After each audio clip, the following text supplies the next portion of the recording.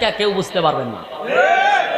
আহা, আপনারে ফোনে বলতেছে কত হাসি, এটা চাইতেছেন হইটা চাইতেছেন, বলা মাত্রই পাঠাইয়া দিচ্ছে, কিন্তু এই জিনিসগুলা দিতে গিয়া তার যে কি কষ্ট হয় এবং কত পরিশ্রমের টাকা।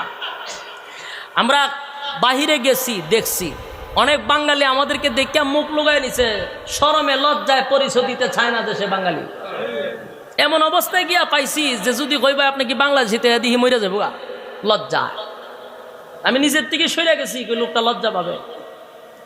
এই কাজ কইরাও বাড়িতে হাসি দিয়ে কথা বলে স্ত্রীর সঙ্গে, মার সঙ্গে, বাবার সঙ্গে, এই টাকা পাঠায়।